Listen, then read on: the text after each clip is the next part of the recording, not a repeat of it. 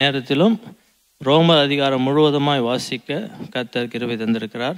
இந்த நேரத்திலும் நாங்கள் சபையில் கூடி இந்த அதிகாரத்தை நாங்கள் முழுவதுமாய் வாசிக்கிறோம். எங்களோடும் நீங்களும் சபையாக இணைந்து இந்த அதிகாரத்தை கேட்கும்படியாக உங்களை அன்புடன் கேட்டுக்கொள்கிறோம். ஆமென்.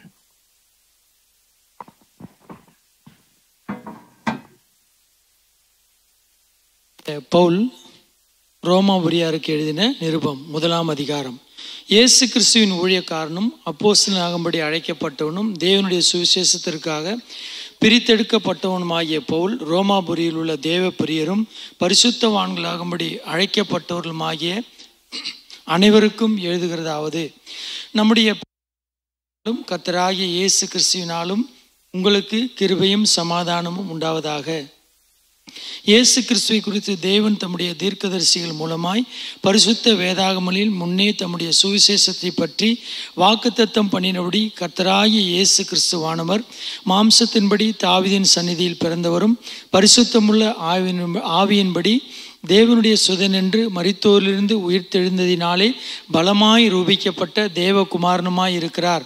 அவர் சகல ஜாதிகளும் அவர்களுக்குள் இயேசு கிறிஸ்துவினால் அழைக்கப்பட்டவர்களாகிய உங்களையும் தமது நாமத்தின் நிமித்தம் விசுவாசத்துக்கு கீழ்ப்படிய பண்ணும் பொருட்டு எங்களுக்கு கிருபையும் அப்போஸ்தல ஊழியத்தையும் அருளி செய்திருக்கிறார். உங்கள் விசுவாசம் உலகமெங்கும் பிரசித்தமாகிறபடினாலே முதலாவது நான் உங்கள் எல்லாருக்காகவும் இயேசு கிறிஸ்து மூலமாய் என் தேவனை ஸ்தோத்தரிக்கிறேன். நான் ஜெபம் பண்ணும் போதெல்லாம் இடைவிடாமல் உங்களை நினைத்து கொண்டிருக்கிறதை குறித்து தமது குமாரனுடைய சுவிசேஷத்தினாலே என் ஆவியோடு நான் சேவிக்கிற தேவன் எனக்கு சாட்சியாக இருக்கிறார். நீங்கள் ஸ்திரப்படுவதற்காக ஆவிக்குரிய சில வரங்களை உங்களுக்கு கொடுக்கும்படிக்கும் உங்களிலும் என்னிலுள்ள விசுவாசத்தினால் உங்களோடு கூட நானும் ஆறுதல் அடையும் படிக்கும் உங்களை காண வாஞ்சியாய் இருக்கிறபடினாலே எவ்விதத்திலாவது நான் உங்களிடத்தில் வருகிறதற்கு தேவனுடைய சித்தத்தினாலே எனக்கு நல்ல பிரயாணம் சீக்கிரத்தில் கிடைக்க வேண்டும் என்று வேண்டிக் கொள்கிறேன். சகோதரரே, புறஜாதிகளான மற்றவர்களுக்குள்ளே நான் பலனை அடைந்தது போல உங்களுக்குள்ளும் சில பலனை அடையும்படிக்கு உங்களிடத்தில் பலமுறை யோசனையாய் இருந்தேன். ஆயினும் இதுவரைக்கும் எனக்கு தடை உண்டாயிற்று என்று நீங்கள் அறியாதிருக்க எனக்கு மனதில்லை. கிரேக்கரும் மற்ற அந்நியர்களும் ஞானிகளுக்குள்ளும் மூடருக்கும் நான் கடனாளியாக இருக்கிறேன். ஆகையால் ரோமாபுரியில் இருக்கிற உங்களுக்கும் என்னால் இயன்ற மட்டும் சுவிசேஷத்தை பிரசங்கிக்க விரும்புகிறேன். கிறிஸ்துவின் சுவிசேஷத்தை குறித்து நான் வெட்கப்படேன்.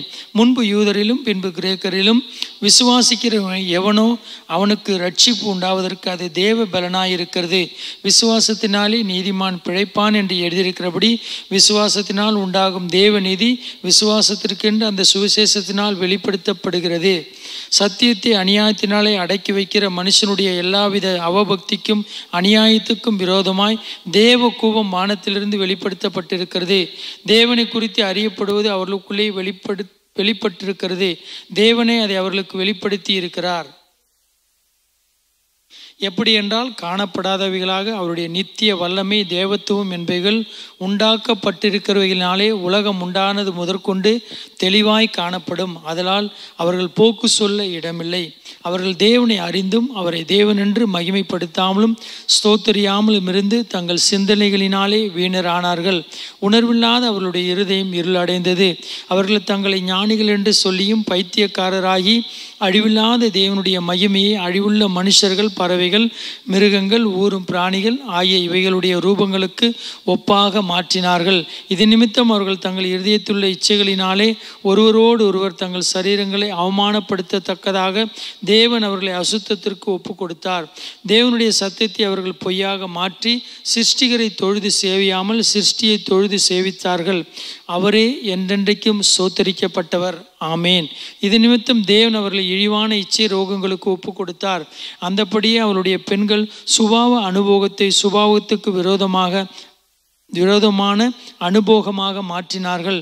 அப்படியே ஆண்களும் பெண்களை சுபாவப்படி அனுபவியாமல் ஒருவர் மேல் ஒருவர் விரதாபத்தினாலே பொங்கி ஆணோடே ஆண் அவலட்சணமானதை நடப்பித்து தங்கள் தப்பித்ததற்கு தகுதியான பலனை தங்களுக்குள் அடைந்தார்கள்.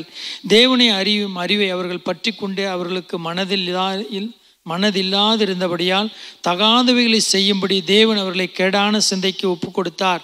அவர்கள் சகலவித அநியாயத்தினாலும் வேசித்தனத்தினாலும் துரோகத்தினாலும் பொருளாசினாலும் குரோதத்தினாலும் நிறையப்பட்டு பொறாமையினாலும் கொலையினாலும் வாக்குவாதத்தினாலும் வஞ்சகத்தினாலும் வன்மத்தினாலும் நிறைந்தவர்களுமாய் புறம் கூறுகிறவர்களுமாய் அவதூறு பண்ணுகிறவர்களுமாய் தேவ பகைஞருமாய் துராகிருதம் பண்ணுகிறவர்களுமாய் அகந்தை உள்ளவர்களுமாய் வீம்புக்காரருமாய் பொல்லாதவர்களை யோசித்து பிணைக்கிறவர்களுமாய் பெற்றாருக்கு கீழ்ப்படியாதவர்களுமாய் உணர்வில்லாதவர்களுமாய் உடன்படிக்கைகளை மீறுகிறவர்களுமாய் சுபாவ அன்பில்லாதவர்களுமாய் இணங்காதவர்களுமாய் இரக்கமில்லாதவர்களுமாய் இருக்கிறார்கள். இப்படிப்பட்டவைகளை செய்கிறவர்கள் மரணத்திற்கு பாத்திரராய் இருக்கிறார்கள் என்று தேவன் தீர்மானித்த நீதியான தீர்ப்பை அவர்கள் அறிந்திருந்தும் அவைகளை தாங்களே செய்கிறதுமல்லாமல் அவைகளை செய்கிற மற்றவர்களிடத்தில் பிரியப்படுகிறவர்களுமாய் இருக்கிறார்கள். ஆமேன்.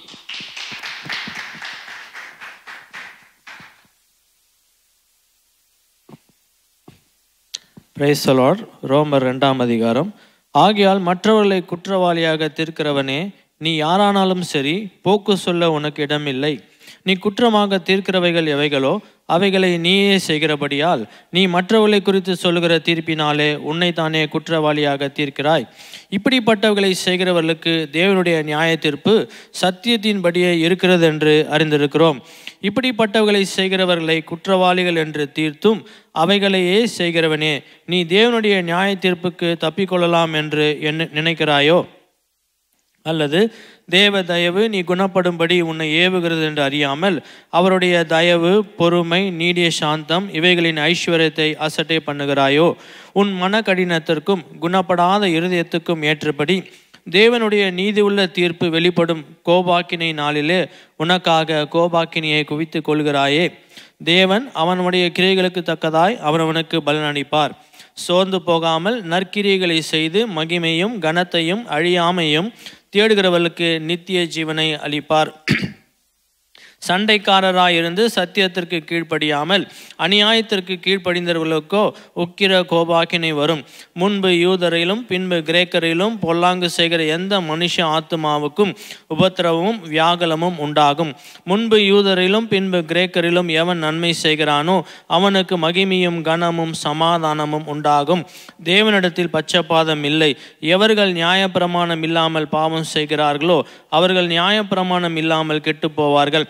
எவர்கள் நியாய பிரமாணத்துக்கு உட்பட்டவர்களாய் பாவம் செய்கிறார்களோ அவர்கள் நியாய பிரமாணத்தினாலே ஆக்கினை தீர்ப்படைவார்கள்.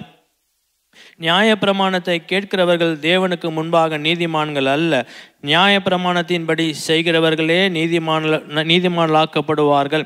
அன்றியும் நியாய பிரமாணம் இல்லாத புறஜாதிகள் சுவாபமாய் நியாய பிரமாணத்தின்படி செய்கிற போது நியாய பிரமாணம் இல்லாத அவர்கள் தங்களுக்கு தாங்களே நியாய பிரமாணமாய் இருக்கிறார்கள்.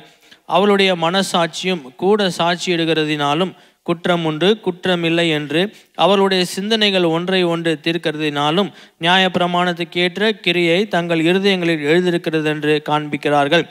என் சுவிசேஷத்தின்படியே தேவன் இயேசு கிறிஸ்துவை கொண்டு மனுஷனுடைய அந்தரங்களை குறித்து நியாய தீர்ப்பு கொடுக்கும் நாளிலே இது விளங்கும். நீ யூதன் என்று பெயர் பெற்று நியாய பிரமாணத்தின் மேல் பற்றுதலாயிருந்து தேவனை குறித்து மேன்மை பாராட்டி நியாய பிரமாணத்தினால் உபதேசிக்கப்பட்டவனாய் அவருடைய சித்தத்தை அறிந்து நன்மை தீமை என்னதென்று வகையறுக்கிறாயே. நீ உன்னை குருடருக்கு வழிகாட்டியாகவும் அந்த காலத்தில் உள்ளவர்களுக்கு வெளிச்சமாகவும் பேதைகளுக்கு போதகனாகவும் குழந்தைகளுக்கு உபாத்தியனாகவும் நியாயப்பிரமாணத்தின் அறிவையும் சத்தியத்தையும் காட்டிய சட்டம் உடையவனாகவும் எண்ணுகிறாயே. இப்படி இருக்க மற்றவனுக்கு போதிக்கிற நீ உனக்கு தானே போதியாமல் இருக்கலாமா?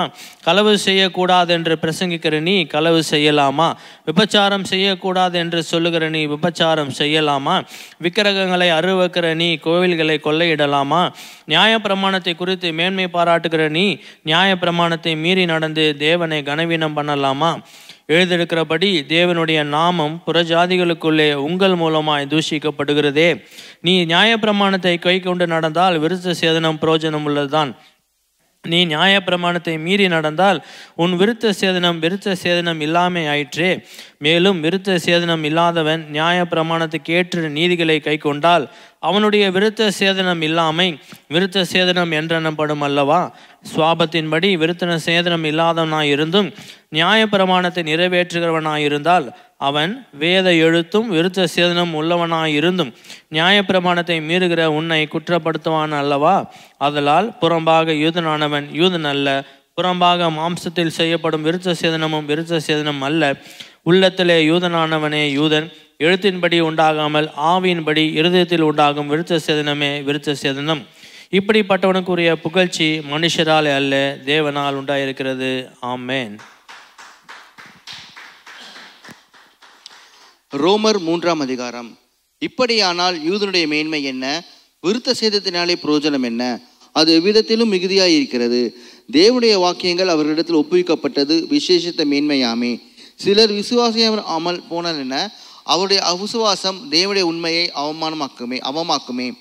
அப்படியாக்க மாட்டாது. நீ உம்முடைய வசனங்களில் நீதிபரராய் விளங்கவும் உம்முடைய நியாயம் விசாரிக்கப்படும் போது வெற்றியடைவும் இப்படி ஆயிற்று என்று எழுதியிருக்கிறபடி தேவனே சத்தியபரர் என்றும் எந்த மனுஷனும் பொய்யன் என்றும் சொல்வோமாக. நான் மனுஷர் பேசுகிற பிரகாரமாய் பேசுகிறேன். நம்முடைய அநீதி தேவனுடைய நீதியை விளங்க பண்ணினால் என்ன சொல்வோம்? கோபாக்கினையை செலுத்துகிற தேவன் அநீதியாய் இருக்கிறார் என்று சொல்லலாமா? அப்படி சொல்லக்கூடாது. சொல்லக்கூடுமானால் தேவன் உலகத்தை நியாய தீர்ப்பது எப்படி? அஞ்சியும் என் பொய்யினாலே தேவனுடைய சத்தியம் அவருக்கு மகிமையுண்டாக விளங்கினது உண்டானால் இனி நான் பாவி என்று தீர்க்கப்படுவானேன். நன்மை வரும்படி தீமை செய்வோமாக என்றும் சொல்லலாம் அல்லவா?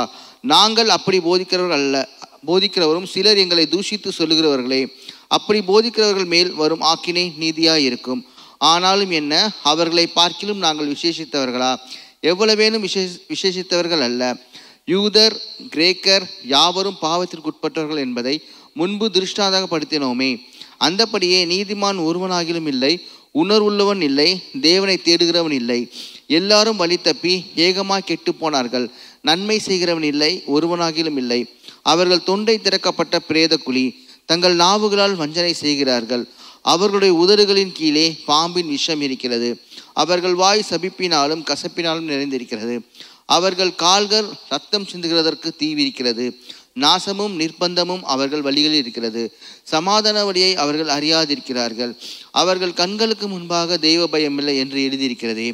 மேலும் வாய்கள் யாவும் அடைக்கப்படும்படிக்கு உலகத்தார் யாவரும் தேவனுடைய ஆக்கினி தீர்ப்புக்கு ஏதுவார்களாக்கும்படிக்கும் நியாயப்பிரமாணம் சொல்லுகிறதெல்லாம் நியாயப்பிரமாணத்துக்கு உட்பட்டுகிறவர்களே சொல்லுகிறதை அறிந்திருக்கிறோம். இப்படி இருக்க பாவத்தை அறிகிற அறிவு நியாயப்பிரமாணத்தினால் வருகிறபடியால் எந்த மனுஷனும் நியாயப்பிரமாணத்தின் கிரியைகளினாலே தேவனுக்கு முன்பாக நீதிமானாக்கப்படுவதில்லை. இப்படி இருக்க நியாயப்பிரமாணம் இல்லாமல் தேவநீதி வெளியாக்கப்பட்டிருக்கிறது. அதை குறித்து நியாயப்பிரமாணம் தீர்க்க தரிசனங்களும் சாட்சியிடுகிறது. அது இயேசு கிறிஸ்துவை பற்றும் விசுவாசத்தினாலே பலிக்கும் தேவநீதியே. விசுவாசிக்கிற எவர்களுக்குள்ளும் எவர்கள் மேலும் அது பலிக்கும். வித்தியாசமே இல்லை. எல்லாரும் பாவம் செய்து தேவனை மகிமையற்றவர்களாக்கி இலவசமாயுடைய கிருபையினாலே கிறிஸ்து இயேசுவினாலே மீட்பை கொண்டு நீதிமான்களாக்கப்படுகிறார்கள். தேவன் பொறுமையாய் இருந்த முற்காலத்தில் நடந்த பாவங்களை தாம் பொறுத்து கொண்டதை குறித்து தம்முடைய நீதியை காண்பிக்கும் பொருட்டாகவும் தாம் நீதி உள்ளவரும் இயேசுவினிடத்தில் விசுவாசமாய் இருக்கிறவனை நீதிமானான் ஆக்கிரமாய் இறங்கும்படி இக்காலத்திலே தமது கிரியை காண்பிக்கும் பொருட்டாகவும் கிறிஸ்து இயேசுடைய இரத்தத்தை பற்றும் விசுவாசத்தினாலே பழிக்கும் கிருபாதார வழியாக அவரையே ஏற்படுத்தினார். இப்படி இருக்க மேன்மை பாராட்டல் இங்கே அது நீக்கப்பட்டதே. எந்த பிரமாணத்தினாலே? நியாய பிரமாணத்தினாலேயோ அல்ல, விசுவாச பிரமாணத்தினாலேயே. ஆதலால் மனுஷன் நியாய பிரமாணத்தின் கிரியில் அல்லாமல் விசுவாசனாலே நீதிமானாக்கப்படுகிறான் என்று தீர்க்கிறோம். தேவன் யூதருக்கு மாத்திரமா தேவன்? புறஜாதிகளுக்கும் தேவன் அல்லவா? ஆம், புறஜாதிகளுக்கு அவர் தேவன்தான். விருத்த சேதனம் உள்ளவர்களை விசுவாசத்தினாலும் விருத்த சேதனம் இல்லாதவர்களை விசுவாசத்தின் மூலமாயும் நீதிமான்களாக்குகிற தேவன் ஒருவரே. அப்படியானால் விசுவாசத்திலே நியாயப்பிரமாணத்தை அவமாக்குறோமோ? அப்படியல்ல, நியாயப்பிரமாணத்தை நிலைநிறுத்துகிறோமே. ஆமேன்.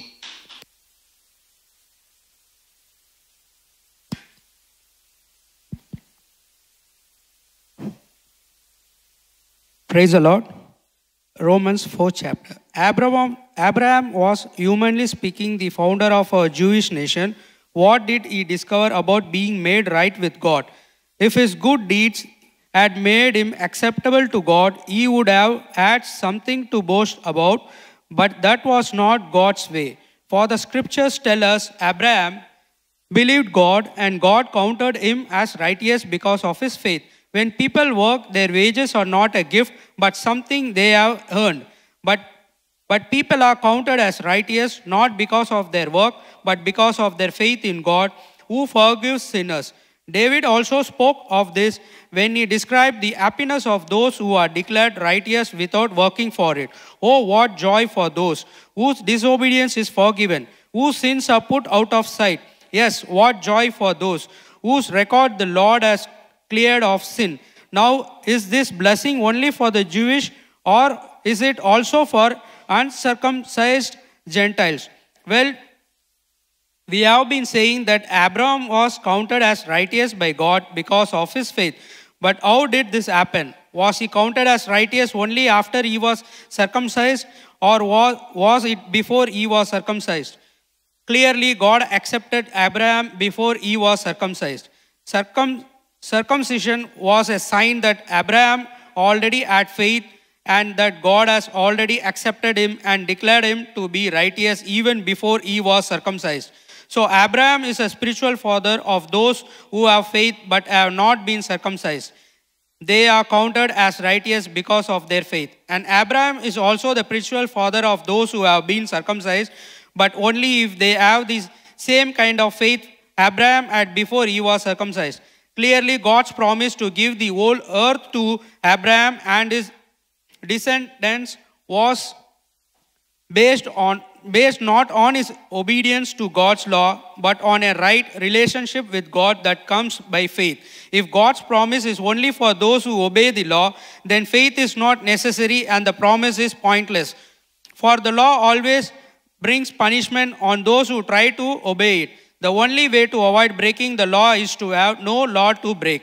So the promise is received by faith. It is given as a free gift, and we are all certain to receive it whether or not we live according to the law of Moses. If we have faith like Abraham's, for Abraham is a father for all who believe, that is what the scriptures mean when God told him, I had made you the father of many nations. This happened because Abraham believed in the God who brings the dead back to life and who creates new things out of nothing. Even when there was no reason for hope, Abraham kept hoping, believing that he would become the father of many nations, for God had said to him, that's how many descendants you will have. And Abraham's faith did not weaken, even though at about 100 years of age, he figured his body was as good as dead, and so was Sarah's womb. Abraham never wavered in believing God's promise. In fact, his faith grew stronger, and in this he brought glory to God. He was fully convinced that God is able to do whatever he promises, and because of Abraham's faith, God counted him as righteous. And when God counted him as righteous, it was just for Abraham's benefit. It was recorded for our benefit, to assuring us God will also count us as righteous if we believe in him. The one who raised Jesus our Lord from the dead, he was handed over to die because of our sins, and he was raised to life to make us right with God. Amen.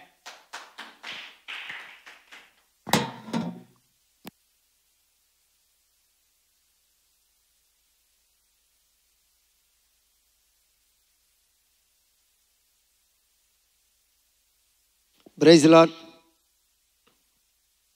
ரோமர் 5ஆம் அதிகாரம் 1 முதல் 21 வசனங்கள் வரை. இவ்விதமாக நாம் விசுவாசத்தினாலே நீதிமான்கள் ஆக்கப்பட்டு இருக்கிறபடினால் நம்முடைய கர்த்தராகிய இயேசு கிறிஸ்து மூலியமாய் தேவனிடத்தில் சமாதானம் பெற்று இருக்கிறோம். அவர் மூலியமாய் நாம் இந்த கிருபையில் பிரவேசிக்கிறோம். ஸ்லாக்கியத்தை விசுவாசத்தினாலே பெற்று நிலை கொண்டிருந்து தேவ மகிமை அடைவோம் என்கிற நம்பிக்கையினாலே மேன்மை பாராட்டுகிறோம். அது மாத்திரமல்ல, உபத்திரமும் பொறுமையும், பொறுமை பரீட்சையும், பரீட்சையின் நம்பிக்கையும் உண்டாக்குகிறது என்று நாங்கள் அறிந்து உபத்திரங்களிலும் மேன்மை பாராட்டுகிறோம். மேலும் நமக்கு அருளப்பட்ட பரிசுத்த ஆவினாலே தேவ அன்பு நம்முடைய இருதயங்களில் ஊற்றப்பட்டு இருக்கிறபடினால் அந்த நம்பிக்கை நம்மை வெட்கப்படுத்தாது. அன்றியும் நாம் பலனற்றவர்களாய் இருக்கும்பொழுது குறித்த காலத்திலே கிறிஸ்து அக்கிரமக்காரருக்காக மரித்தார். நீதிமானுக்காக ஒருவனும் மரிக்கிறதும் அரிது. நல்லவனுக்காக ஒருவன் மரிக்க துணிவான். நாம் பாவிகளாக இருக்கையில் கிறிஸ்து நமக்காக மரித்ததினாலே தேவன் நம்மேல் வைத்த தமது அன்பை விளங்க பண்ணுகிறார். இப்படி நாம் அவருடைய இரத்தத்தினாலே நீதிமான்களாக்கப்பட்டு இருக்க கோப அக்கினி நீங்கள் ஆகாது. அவராலே நாம் இரட்சிக்கப்படுவது அதிக நிச்சயமே. நாம் தேவனுக்கு சத்துருக்களாக இருக்கையில் அவருடைய குமாரரின் மரணத்தினாலே அவருடைய ஒப்புரவாக்கப்பட்டோமானால் ஒப்புரவாக்கப்பட்ட பின் நாம் அவருடைய ஜீவனாலே இரட்சிக்கப்படுவது அதிக நிச்சயமே. அதுவும் அல்லாமல் இப்பொழுது ஒப்புரவாக்குதலை நமக்கு கிடைக்க பண்ணின நம்முடைய கர்த்தராகிய இயேசு கிறிஸ்து மூலமாய் நாம் தேவனை பற்றி மேன்மை பாராட்டுகிறோம். இப்படியாக ஒரு மனுஷனாலே பாவமும் பாவத்தினாலே மரணமும் உலகத்திலே பிரவேசித்தது போலவும் எல்லா மனுஷரும் பாவம் செய்தபடியால் மரணம் எல்லோருக்கும் வந்தது போலவும் இதுவும் ஆயிற்று. நியாயப்பிரமாணம் கொடுக்கப்படுவதற்கு முன்னே பாவம் உலகத்திலிருந்து நியாயப்பிரமாணம் இல்லாத இருந்த பாவம் எண்ணப்பட மாட்டாது. அப்படி இருந்தும் மரணம் ஆனது ஆதாம் முதல் மோசே வரைக்கும் ஆதாம் மீறுதலுக்கு ஒப்பாய் பாவம் செய்தவர்களையும் ஆண்டு கொண்டு அந்த ஆதாம் பின்பு வந்தவருக்கும் முன்னடையாளுமான ஆனாலும் மீறுதலின் பலன் கிருபை வரத்தின் பலனும் ஒப்பானதினால் எப்படி எனில் ஒருவனுடைய மீறுதலினாலே அநேகர் மரித்திருக்க தேவனுடைய கிருபையும் கிறிஸ்து என்னும் ஒரே மனுஷனுடைய கிருபையினாலே வரும் ஈவு அநேகர் மேல் அதிகமாய் பெருகி இருக்கிறது. மேலும் ஒருவன் பாவம் செய்யாததினால் உண்டான தீர்ப்பு தேவன் அருளும் ஈவுக்கு ஒப்பானது அல்ல. அந்த தீர்ப்புக்கு ஒரே குற்றத்தின் நிமித்தம் ஆக்கினைக்கு எதுவாய் இருந்தது. கிருபை வருமே அநேக குற்றங்களை நீக்கி நீதி விளங்கும் தீர்ப்புக்கு ஏதுவாய் இருக்கிறது. அல்லாமலும் ஒருவனுடைய மீறுதலினாலே அந்த ஒருவன் மூலமாய் மரணம் ஆண்டு கொண்டு இருக்க கிருபை பரிபூரணத்தை நீதியாக ஈவின் பரிபூரணத்தை பெறுகிறவர்கள் இயேசு கிறிஸ்து என்னும் ஒருவராலே ஜீவனை அடைந்து ஆழ்வார் என்பது அதிக நிச்சயமே.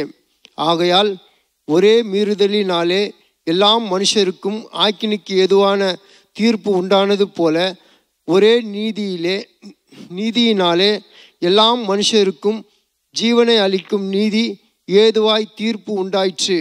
அன்றியும் ஒரே மனுஷனுடைய கீழ்ப்படியாமையினாலே அநேகர் பாவிகளாகப்பட்டது போல ஒருவருடைய கீழ்ப்படியாதினாலே அநேகர் நீதிமான்களாக்கப்படுவார்கள். மேலும் மீறுதல் பெருகும்படிக்கு நியாயப்பிரமாணம் வந்தது.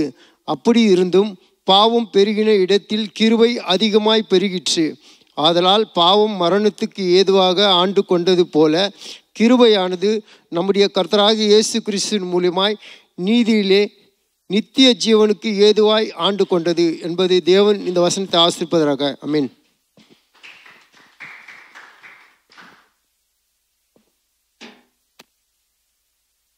Price the Lord, praise the Lord.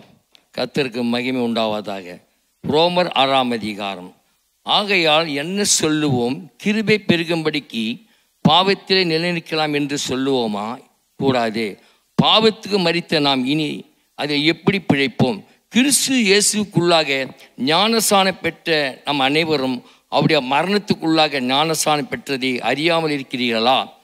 மேலும் பிதாவின் மகிமையினாலே கிறிஸ்து மரித்தோலிருந்து எழுப்பப்பட்டது போல நாமும் புதிதான ஜீவன உறவுகளாய் நடந்து கொள்ளும்படிக்கு அவருடைய மரணத்துக்குள்ளும் ஞானஸ்நானத்தினால் கிறிஸ்துவுடனே கூட அடக்க பண்ணப்பட்டோம். ஆதலால் அவருடைய மரணத்தின் சாயலில் நாம் இணைக்கப்பட்டவளாய் இணைக்கப்பட்டனால் அவர் உயிர்த்தெழுந்த சாயலும் இணைக்கப்பட்டிருப்போம். நாம் இனி பாவத்துக்கு ஊழியம் செய்யாதபடிக்கு பாவம் சரீரம் ஒழிந்து போகும் பொருட்டாக நம்முடைய பழைய மனுஷனை அவரோடு கூட சிலுவிலே அறையப்பட்டதென்று அறிந்திருக்கிறோம். மரித்தவன் பாவத்துக்கு நீங்கி விடுதலையாகப்பட்டிருக்கிறானே. ஆகையால் கிறிஸ்துவனுடனே கூட நாம் மரித்தோமானால் அவரோடு கூட பிழைத்தும் இருப்போம் என்று நம்புகிறோம். மரித்தோடு எழுந்த கிறிஸ்து இனி மரிப்பதில்லை என்று அறிந்திருக்கிறோம். மரணம் இனி அவரை ஆண்டு கொள்வதில்லை. அவர் மரித்து பாவத்துக்கென்று ஒரே தரம் மரித்தார். அவர் பிழைத்திருக்கிறது தேவனுக்கென்று பிழைத்திருக்கிறார். அப்படியே நீங்களும் உங்களை பாவத்திற்கு மரித்தவர்களாகவும் நம்முடைய கர்த்தராகிய இயேசு கிறிஸ்து தேவனுக்கென்று பிழைத்திருக்கிறவர்களாகவும் எண்ணிக்கொள்ளுங்கள். ஆகையால் நீங்கள் சரீர இச்சைகளின்படி பாவத்திற்கு கீழ்ப்படியத்தக்க சாவுக்கு ஏதுவான உங்கள் சரீரத்திலே பாவம் ஆளாது இருப்பதாக. நீங்கள் உங்கள் அவயங்களை அநீதியின் ஆயுதங்களாக பாவத்திற்கு ஒப்பு கொடாமல் உங்கள் மரித்தோரிலிருந்து பிழைத்திருக்கிறவர்களாக தேவனுக்கு ஒப்பு கொடுத்து உங்கள் அவயங்களை நீதிக்குரிய ஆயுதங்களை தேவனுக்கு ஒப்பு கொடுங்கள். நீங்கள் நியாயப்பிரமாணத்திற்கு கீழ்ப்பட்டிராமல் கிருபைக்கு கீழ்ப்பட்டிருக்கிறபடியால் பாவம் உங்களை மேற்கொள்ளப்பட மாட்டாது. இதனால் என்ன நாம் நியாயப்பிரமாணத்திற்கு கீழ்ப்பட்டிராமல் கிருபைக்கு கீழ்ப்பட்டிருக்கிறபடியா பாவம் செய்யலாமா? கூடாதே.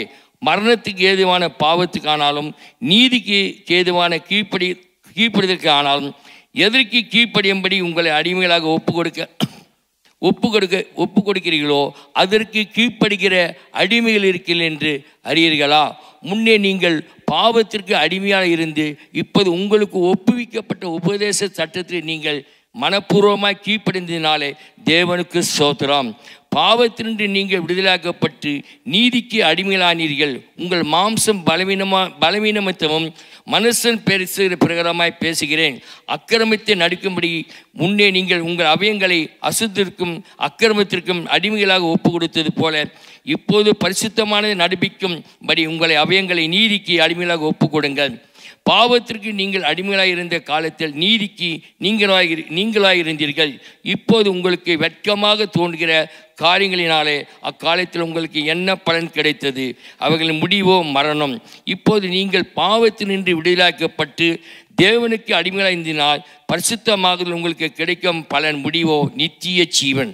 பாவத்தின் சம்பளம் மரணம், தேவனுடைய கிருபை வரமோ நம்முடைய கர்த்தராகிய இயேசு கிறிஸ்துவினால் உண்டாகும் நித்திய ஜீவன். ஆமென்.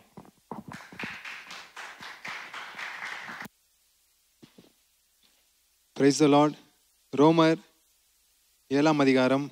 நியாயப்பிரமாணத்தை அறிந்திருக்கிறவர்களுடனே பேசுகிறேன்.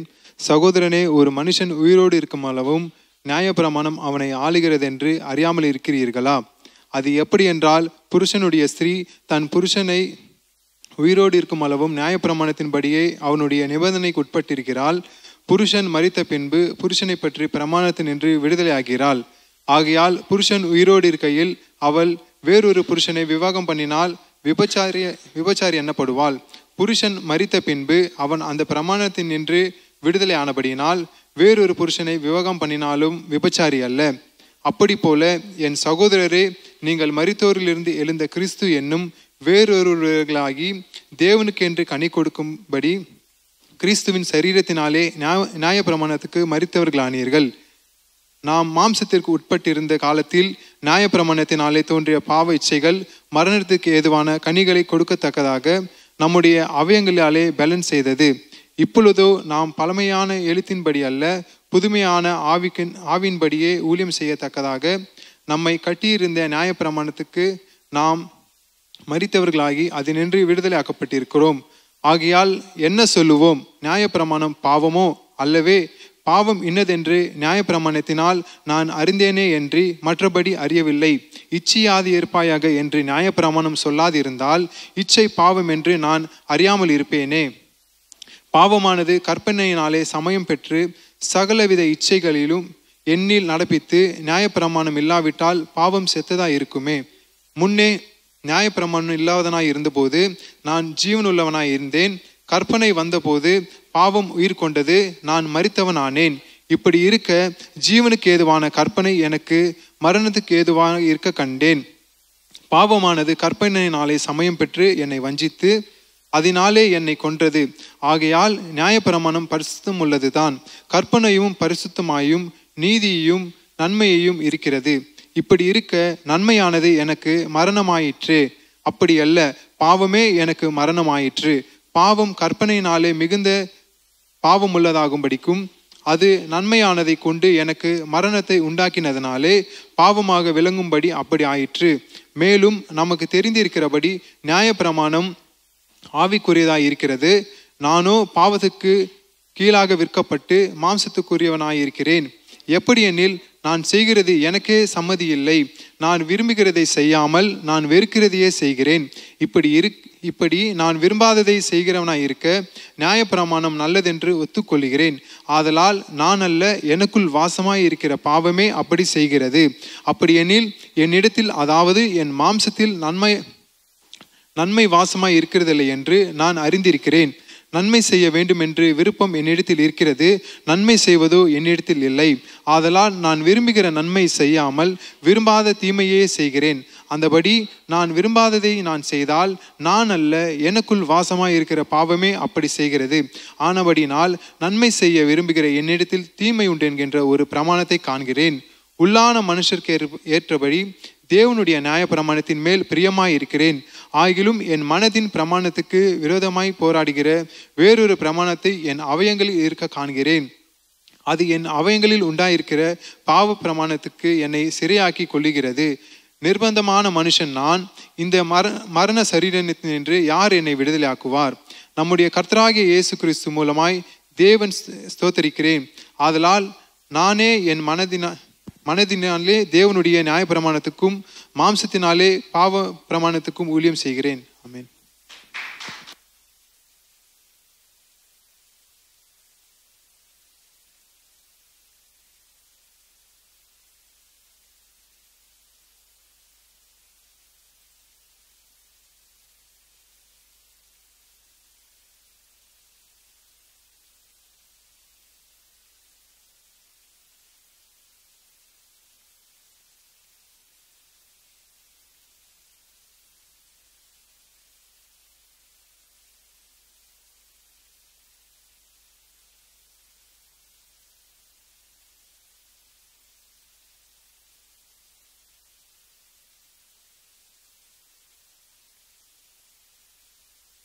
Price the Lord. ரோமர் 8ஆம் அதிகாரம். ஆனபடியினால் கிறிஸ்து இயேசுக்குட்பட்டவர்களாயிருந்து மாம்சத்தின்படி நடவாமல் ஆவியின்படியே நடக்கிறவர்களுக்கு ஆக்கினை தீர்ப்பில்லை. கிறிஸ்து இயேசுவினாலே ஜீவனுடைய ஆவியின் பிரமாணம் என்னை பாவம் மரணம் என்பவைகளின் பிரமாணத்திலிருந்து விடுதலை ஆக்கிற்றே. அது எப்படி எனில், மாம்சத்தினாலே பலவீனமாயிருந்த நியாய பிரமாணம் செய்யக்கூடாததை தேவனே செய்யும்படிக்கு தம்முடைய குமாரனை பாவ மாம்சத்தின் சாயலாகவும் பாவத்தை போக்கும் பலியாகவும் அனுப்பி மாம்சத்தினாலே பாவத்தை ஆக்கினைக்குள்ளாக தீர்த்தார். மாம்சத்தின்படி நடவாமல் ஆவியின்படி நடக்கிற நம்மிடத்தில் நியாயப்பிரமாணத்தின் நீதி நிறைவேறும்படிக்கே அப்படி செய்தார். அன்றியும் மாம்சத்தின்படி நடக்கிறவர்கள் மாம்சத்துக்குரியவைகளை சிந்திக்கிறார்கள், ஆவியின்படி நடக்கிறவர்கள் ஆவிக்குரியவைகளை சிந்திக்கிறார்கள். மாம்ச சிந்தை மரணம், ஆவியின் சிந்தையோ ஜீவனும் சமாதானமும். எப்படி என்றால், மாம்ச சிந்தை தேவனுக்கு விரோதமான பகை. அது தேவனுடைய நியாய பிரமாணத்துக்கு கீழ்ப்படியாமலும் கீழ்ப்படிய கூடாமலும் இருக்கிறது. மாம்சத்துக்குட்பட்டவர்கள் தேவனுக்கு பிரியமாய் இருக்க மாட்டார்கள்.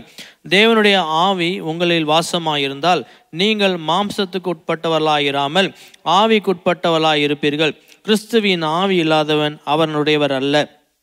மேலும் கிறிஸ்து உங்களில் இருந்தால் சரீரமானது பாவத்தின் நிமித்தம் மரித்ததாயும் ஆவியானது நீதி நிமித்தம் ஜீவன் உள்ளதாயும் இருக்கும். அன்றியும் இயேசுவை மரித்தோரிலிருந்து எழுப்பினருடைய ஆவி உங்களில் வாசமாயிருந்தால் கிறிஸ்துவை மரித்தோரிலிருந்து எழுப்பினவர் உங்களில் வாசமாயிருக்கிற தம்முடைய ஆவியினாலே சாவிக்கு அதுவான உங்கள் சரீரங்களையும் உயிர்ப்பிப்பார். ஆகையால் சகோதரரே, மாம்சத்தின்படி பிழைப்பதற்கு நாம் மாம்சத்துக்கு கடனாளிகள் அல்ல. மாம்சத்தின்படி பிழைத்தால் சாவீர்கள், ஆவியினாலே சரீரத்தின் செய்கைகளை அழித்தால் பிழைப்பீர்கள். மேலும் எவர்கள் தேவனுடைய ஆவியினாலே நடத்தப்படுகிறார்களோ அவர்கள் தேவனுடைய புத்திரராக இருக்கிறார்கள். அந்தபடி திரும்பவும் பயப்படுகிறதுக்கு நீங்கள் அடிமைதனத்தின் ஆவியை பெறாமல் அப்பா பிதாவே என்று கூப்பிட பண்ணுகிற புத்திர சுவிகாரத்தின் ஆவியை பெற்றீர்கள். நாம் தேவனுடைய பிள்ளைகளாய் இருக்கிறோம் என்று ஆவியானவர் தாமே நம்முடைய ஆவியுடனே கூட சாட்சி கொடுக்கிறார். நாம் பிள்ளைகளானால் சுதந்திரமாமே, தேவனுடைய சுதந்திரரும் கிறிஸ்துவுக்கு உடன் சுதந்திரமாமே. கிறிஸ்துவுடனே கூட நாம் மகிமைப்படும் படிக்கு அவரோட கூட பாடுபட்டால் அப்படியாகும். ஆதலால் இக்காலத்து பாடுகள் நாம் இனி நம்மிடத்தில் வெளிப்படும் மகிமைக்கு ஒப்பிடத்தக்கவைகள் அல்லவென்று எண்ணுகிறேன். மேலும் தேவனுடைய புத்திரர் வெளிப்படுவதற்கு சிருஷ்டியானது மிகுந்த ஆவலோட காத்து கொண்டிருக்கிறது. அது என்னென்றால், சிருஷ்டியானது அழிவுக்குரிய அடிமைதனத்தினின்று விடுதலையாக்கப்பட்டு தேவனுடைய பிள்ளைகளுக்குரிய மகிமையான சுயதீனத்தை பெற்றுக்கொள்ளும் என்கிற நம்பிக்கையோட அந்த சிருஷ்டியானது சுய இஷ்டத்தினாலே அல்ல, கீழ்ப்படித்தவராலேயே மாயைக்கு கீழ்ப்பட்டிருக்கிறது. ஆகையால் நமக்கு தெரிந்திருக்கிறபடி இதுவரைக்கும் சர்வ சிருஷ்டியும் ஏகமாய் தவித்து பிரசவ வேதனைப்படுகிறது. அதுவும் அல்லாமல் ஆவியின் முதற் பலன்களை பெற்ற நாமும் கூட நம்முடைய சரீர மீட்பாகிய புத்திர சுவிகாரம் வருகிறதுக்கு காத்திருந்து நமக்குள்ளே தவிக்கிறோம். அந்த நம்பிக்கையினாலே நாம் ரட்சிக்கப்பட்டிருக்கிறோம். காணப்படுகிறதை நம்புகிறது நம்பிக்கை அல்ல, ஒருவன் தான் காண்கிறதை நம்ப வேண்டுவதென்ன? நாம் காணாதை நம்பினோமாகில் அது வருகிறதுக்கு பொறுமையோட காத்திருப்போம். அந்தபடியே ஆவியானவரும் நமது பலவீனங்களில் நமக்கு உதவி செய்கிறார். நாம் ஏற்றபடி வேண்டிக் கொள்ள வேண்டியதென்னதென்று அறியாமல் இருக்கிறபடியால் ஆவியானவர் தாமே வாக்கு கடங்காத பெரும் மூச்சுக்களோடு நமக்காக வேண்டுதல் செய்கிறார். ஆவியானவர் தேவனுடைய சித்தத்தின்படியே பரிசுத்தவான்களுக்காக வேண்டுதல் செய்கிறபடியால் இருதயங்களை ஆராய்ந்து பார்க்கிறவர் ஆவியின் சிந்தை என்னதென்று அறிவார். அன்றியும் அவருடைய தீர்மானத்தின்படி அழைக்கப்பட்டவர்களாய் தேவனிடத்தில் அன்பு கூறுகிறவர்களுக்கு சகலமும் நன்மைக்கு ஏதுவாக நடக்கிறது என்று அறிந்திருக்கிறோம். தம்முடைய குமாரன் அநேக சகோதரருக்குள்ளே முதற் பேரானவனாய் இருக்கும் பொருட்டு தேவன் எவர்களை முன்னறிந்தாரோ அவர்களை தமது குமாரனுடைய சாயலுக்கு ஒப்பாயிருப்பதற்கு முன் குறித்திருக்கிறார். எவர்களை முன் குறித்தாரோ அவர்களை அழைத்தும் இருக்கிறார். எவர்களை அழைத்தாரோ அவர்களை நீதிமான்களும் ஆக்கியிருக்கிறார். எவர்களை நீதிமான்கள் ஆக்கினாரோ அவர்களை மகிமைப்படுத்தியும் இருக்கிறார். இவைகளை குறித்து நாம் என்ன சொல்லுவோம்? தேவன் நம்முடைய பட்சத்தில் இருந்தால் நமக்கு விரோதமாயிருப்பவன் யார்? தம்முடைய சொந்த குமாரன் என்றும் பாராமல் நாம் எல்லாருக்காகவும் அவரை ஒப்பு கொடுத்தவர் அவரோடு கூட மற்ற எல்லாவற்றையும் நமக்கு அருளாதிருப்பது எப்படி? தேவன் தெரிந்து கொண்டவர்கள் மேல் குற்றம் சாட்டுகிறவன் யார்? தேவனே அவர்களை நீதிமான்களாக்குகிறவர். ஆக்கினைக்குள்ளாக தீர்க்கிறவன் யார்? கிறிஸ்துவே மரித்தவர், அவரே எழுந்தும் இருக்கிறார், அவரே தேவனுடைய வலது பரிசுத்திலும் இருக்கிறவர், நமக்காக வேண்டுதல் செய்கிறவரும் அவரே. உமது நிமித்தம் எந்நேரமும் கொல்லப்படுகிறோம், அடிக்கப்படுகிறோம், ஆடுகளைப் போல எண்ணப்படுகிறோம் என்று எழுதியிருக்கிறபடி நேரிட்டாலும் கிறிஸ்துவின் அன்பை விட்டு நம்மை பிரிப்பவன் யார்? உபத்திரவமோ, வியாகுலமோ, துன்பமோ, பசியோ, நிர்வாணமோ, நாசமோசமோ, பட்டயமோ, இவை எல்லாவற்றிலேயும் நாம் நம்மில் அன்பு கூறுகிறவராலே முற்றும் ஜெயம் கொள்கிறவளாய் இருக்கிறோமே. மரணமானாலும் ஜீவனானாலும் தேவ தூதர்களானாலும் அதிகாரங்களானாலும் வல்லமைகளானாலும் நிகழ்காரியங்களானாலும் வருங்காரியங்களானாலும் உயர்வானாலும் தாழ்வானாலும் வேற எந்த சிருஷ்டியானாலும் நம்முடைய கர்த்தராகிய கிறிஸ்து இயேசுவில் உள்ள தேவனுடைய அன்பை விட்டு நம்மை பிரிக்க மாட்டாதென்று நிச்சயித்திருக்கிறேன். ஆமென்.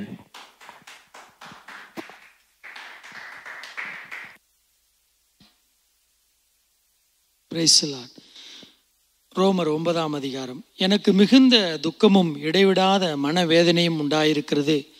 நான் சொல்லுகிறது பொய் அல்ல, கிறிஸ்துவுக்குள் உண்மையை சொல்லுகிறேன் என்று பரிசுத்த ஆவிக்குள் என் மனசாட்சியும் எனக்கு சாட்சியாய் இருக்கிறது. மாம்சத்தின்படி என் இனத்தாராகிய என் சகோதரருக்கு பதிலாக நானே கிறிஸ்துவை விட்டு சபிக்கப்பட்டவனாக வேண்டுமென்று விரும்புவேனே. அவர்கள் இஸ்ரவேலரே. புத்திர சுவிகாரமும் மகிமையும் உடன்படிக்கைகளும் நியாயப்பிரமாணமும் தேவ ஆராதனையும் வாக்குத்தத்தங்களும் அவர்களுடையவைகளே. பிதாக்கள் அவர்களுடையவர்களே. மாம்சத்தின்படி கிறிஸ்துவும் அவர்களில் பிறந்தாரே. இவர் என்றென்றைக்கும் சோத்தரிக்கப்பட்ட சர்வத்திற்கும் மேலான தேவன். ஆமேன். தேவ வசனம் அவமாய் போயிற்றென்று சொல்லக்கூடாது. ஏனென்றால் இஸ்ரவேல் வம்சத்தார் எல்லாரும் இஸ்ரவேலர் அல்லவே. அவர்கள் ஆபிரகாமின் சந்ததியார் ஆனாலும் எல்லாரும் பிள்ளைகள் அல்லவே. ஈசாக்கினிடத்தில் உன் சந்ததி விளங்கும் என்று சொல்லி இருக்கிறதே. அது எப்படி என்றால், மாம்சத்தின்படி பிள்ளைகளானவர்கள் தேவனுடைய பிள்ளைகள் அல்ல, வாக்குத்தத்தின்படி பிள்ளைகளானவர்களே அந்த சந்ததி என்று எண்ணப்படுகிறார்கள். அந்த வாக்குத்தத்தமான வார்த்தையாவது, குறித்த காலத்திலே வருவேன், அப்பொழுது சாராள் ஒரு குமாரனை பெறுவாள் என்பதே. இதுவும் அல்லாமல் நம்முடைய பிதாவாகி ஈசாக்கு என்னும் ஒருவனாலே ரெபேக்காள் கர்ப்பவதியான போது பிள்ளைகள் இன்னும் பிறவாமலும் நல்வினை தீவினை ஒன்றும் செய்யாமலும் இருக்கையில் தேவனுடைய தெரிந்து கொள்ளுதலின் படி இருக்கிற அவருடைய தீர்மானம் கிரிகளினாலே நிலை நிற்காமல் அழைக்கிறவராலே நிலை நிற்கும்படிக்கு மூத்தவன் இளையவனுக்கு ஊழியம் செய்வான் என்று அவளுடனே சொல்லப்பட்டது. அப்படியே யாக்கோபை சிநேகித்து ஏசாவை வெறுத்தேன் என்று எழுதியிருக்கிறது. ஆகையால் நாம் என்ன சொல்லுவோம்? தேவனிடத்திலே அநீதி உண்டென்று சொல்லலாமா? சொல்லக்கூடாதே. அவர் மோசையை நோக்கி, எவன் மேல் இரக்கமாயிருக்க சித்தமாயிருப்பேனோ அவன் மேல் இரக்கமாயிருப்பேன், எவன் மேல் உருக்கமாயிருக்க சித்தமாயிருப்பேனோ அவன் மேல் உருக்கமாயிருப்பேன் என்றார். ஆகையால் விரும்புகிறவனாலும் அல்ல, ஓடுகிறவனாலும் அல்ல, இறங்குகிற தேவனாலே யாம். மேலும் என்னுடைய வல்லமையை உன்னிடத்தில் காண்பிக்கும்படியாகவும் என்னுடைய நாமம் பூமியில் எங்கும் பிரஸ்தாபம் ஆகும்படியாகவும் உன்னை நிலைநிறுத்தினேன் என்று பார்வோனுடனே சொன்னதாக வேதத்தில் சொல்லியிருக்கிறது. ஆதலால் எவன் மேல் இரக்கமாயிருக்க சித்தமாயிருக்கிறாரோ அவன் மேல் இரக்கமாயிருக்கிறார், எவனை கடினப்படுத்த சித்தமாயிருக்கிறாரோ அவனை கடினப்படுத்துகிறார். இப்படியானால் அவர் இன்னும் ஏன் குற்றம் பிடிக்கிறார்? அவர் சித்தத்திற்கு எதிர்த்து நிற்பவன் யார் என்று என்னுடனே சொல்லுவாய். அப்படியானால் மனுஷனே, தேவனோடு எதிர்த்து தர்க்கிக்கிற நீ யார்? உருவாக்கப்பட்ட வஸ்து உருவாக்கினவனை நோக்கி, நீ என்னை ஏன் இப்படி உண்டாக்கினாய் என்று சொல்லலாமா?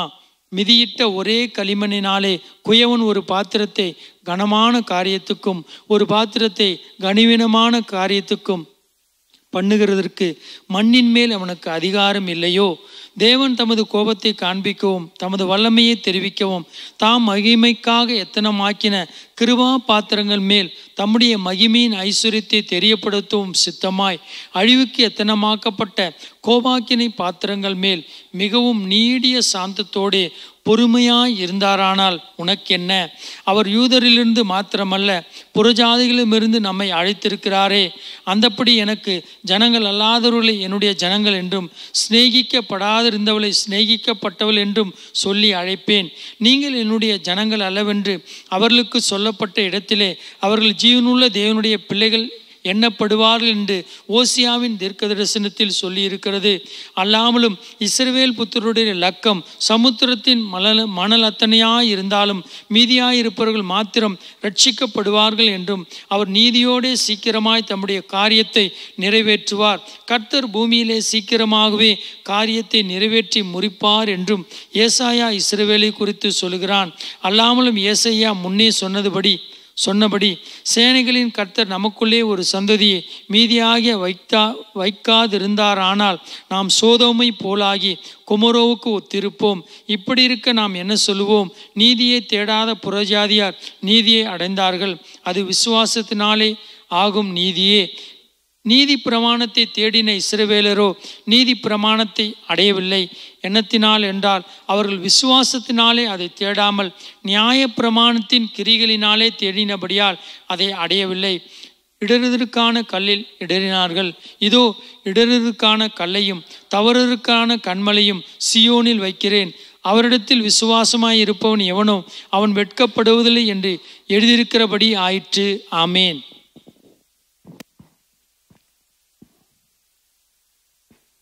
Price Lord. ரோமர் 10ஆம் அதிகாரம் 1 முதல் 21 வசனங்கள் வரை. சகோதரரே, இஸ்ரவேல் ரட்சிக்கப்பட வேண்டும் என்பதே என் இருதயத்தின் விருப்பமும் நான் தேவனை நோக்கி செய்யும் விண்ணப்பமாய் இருக்கிறது. தேவனை பற்றி அவர்களுக்கு வைராக்கியம் உண்டு என்று அவர்களை குறித்த சாட்சி சொல்லுகிறேன். ஆகிலும் அது அறிவுக்கேற்ற வைராக்கியம் அல்ல. எப்படி என்றால் அவர்கள் தேவ நீதி அறியாமல் தங்கள் சுய நீதி நிலை நிறுத்த தேடுகிறபடினால் தேவன் நீதிக்கு கீழ்ப்படியாது இருக்கிறார்கள். விசுவாசிக்கிற எவனுக்கும் நீதி உண்டாகும்படியாக கிறிஸ்து நியாயப்பிரமாணத்தின் முடிவாய் இருக்கிறார். மோசே நியாயப்பிரமாணத்தினாலும் நீதியை குறித்து இவைகளை செய்கிற மனுஷன் இவைகளால் பிழைப்பான் என்று எழுதியிருக்கிறேன். விசுவாசத்தினால் ஆகும் நீதியானது கிறிஸ்துவை இறங்கி பண்ணும்படி பரலோகத்துக்கு ஏறுகிறவன் யார்? அல்லது கிறிஸ்துவை மரித்தோரில் இருந்து ஏறி வரப்பண்ணுகிறபடி பாதாளத்துக்கு இறங்கி வருகிறவன் யார் என்று உள்ளத்திலே சொல்லி இருப்பாயாக என்று சொல்லுகிறதுமின்றி, இந்த வார்த்தை உனக்கு சமீபமாய் உன் வாயில் உன் இருதயத்தில் இருக்கிறது என்று சொல்லுகிறது.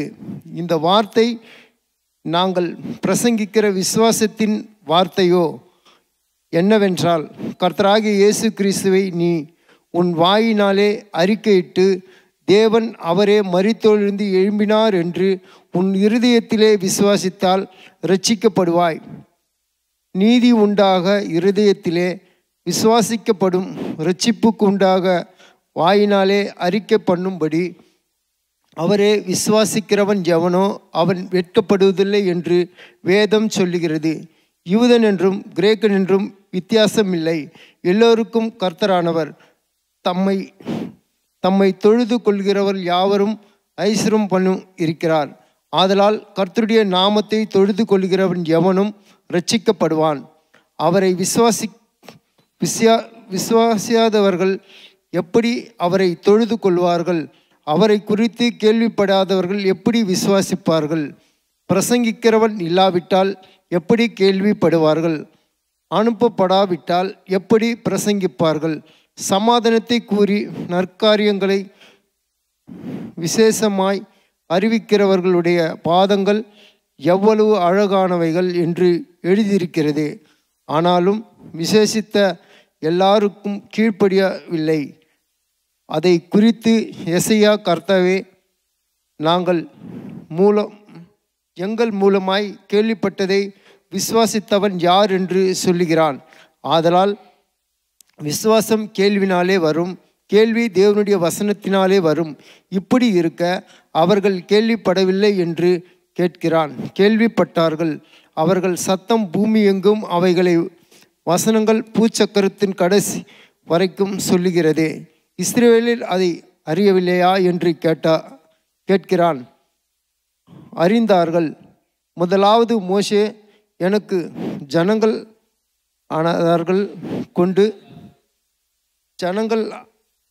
அல்லாதவர்கள் கொண்டு நான் உங்களுக்கு எரிச்சல் உண்டாக்குவேன்.